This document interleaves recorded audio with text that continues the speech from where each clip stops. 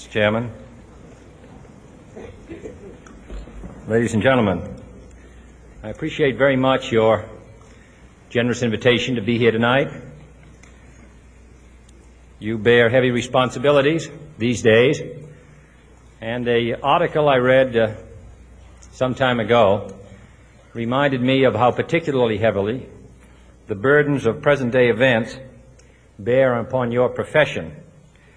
You may remember that in 1851, the New York Herald Tribune, under the sponsorship and publishing of Horace Greeley, employed as its London correspondent an obscure journalist by the name of Karl Marx. We are told that foreign correspondent Marx, stone broke, and with a family ill and undernourished, constantly appealed to Greeley and managing editor Charles Dana for an increase in his munificent salary of $5 per installment, a salary which he and Ingalls ungratefully labeled as the lousiest petty bourgeois cheating.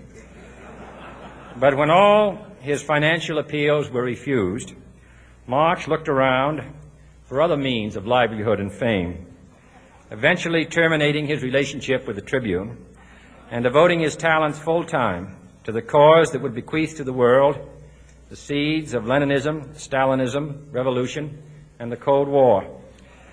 If only this capitalistic New York newspaper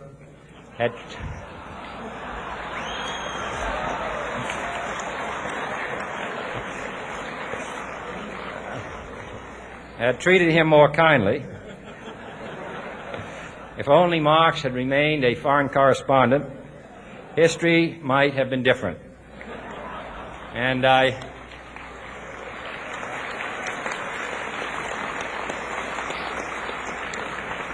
I hope all publishers will bear this lesson in mind the next time they receive a poverty-stricken appeal from a small increase in the expense account from an obscure newspaper man.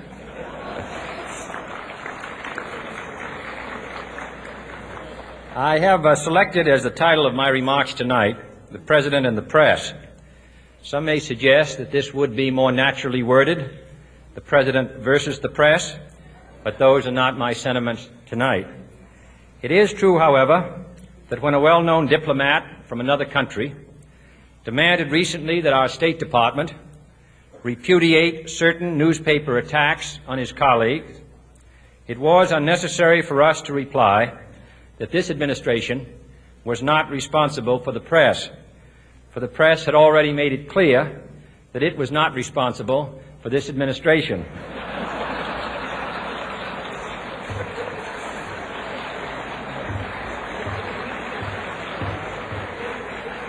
Nevertheless, my purpose here tonight is not to deliver the usual assault on the so-called one-party press. On the contrary, in recent months, I have rarely heard any complaints about political bias in the press, except from a few Republicans. Nor is it my purpose tonight to discuss or defend the televising of presidential press conferences. I think it is highly beneficial to have some 20 million Americans regularly sit in on these conferences to observe, if I may say so, the incisive, the intelligent, and the courteous qualities displayed by your Washington correspondents. Nor, finally, are these remarks intended to examine the proper degree of privacy which the press should allow to any president and his family. If, in the last few months, your White House reporters and photographers have been attending church services with regularity, that has surely done them no harm.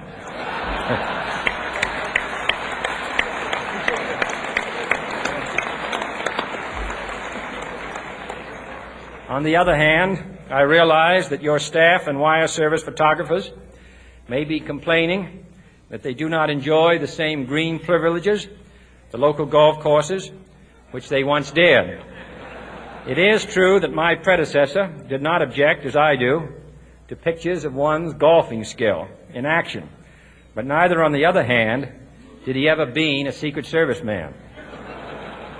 My topic tonight is a more sober one, of concern to publishers as well as editors.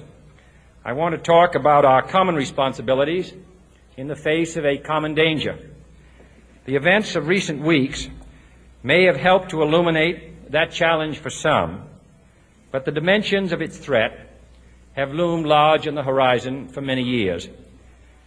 Whatever our hopes may be for the future, for reducing this threat or living with it, there is no escaping either the gravity or the totality of its challenge to our survival and to our security, a challenge that confronts us in unaccustomed ways in every sphere of human activity.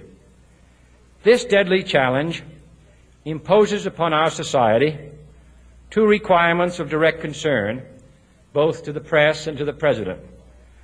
Two requirements that may seem almost contradictory in tone, but which must be reconciled and fulfilled if we are to meet this national peril.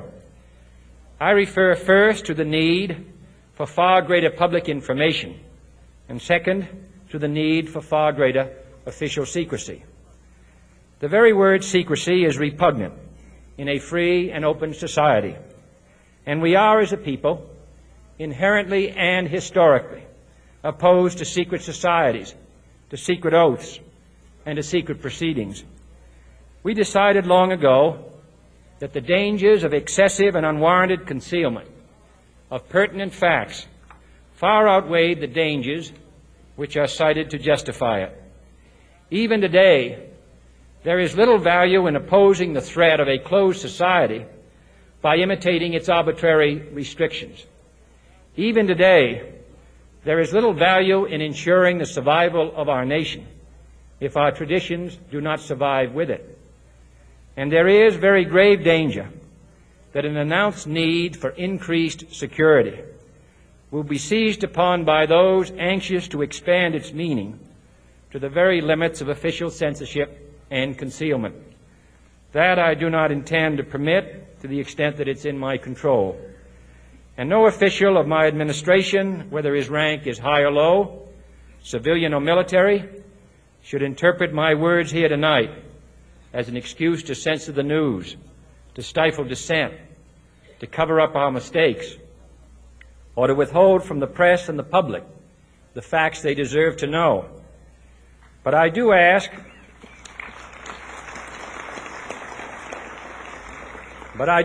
every publisher, every editor, and every newsman in the nation to re-examine his own standards and to recognize the nature of our country's peril.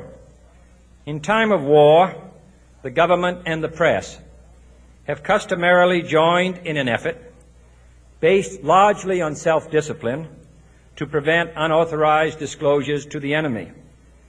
In times of clear and present danger, the courts have held that even the privileged rights of the First Amendment must yield to the public's need for national security. Today, no war has been declared, and however fierce the struggle may be, it may never be declared in the traditional fashion. Our way of life is under attack. Those who make themselves our enemy are advancing around the globe. The survival of our friends is in danger. And yet no war has been declared.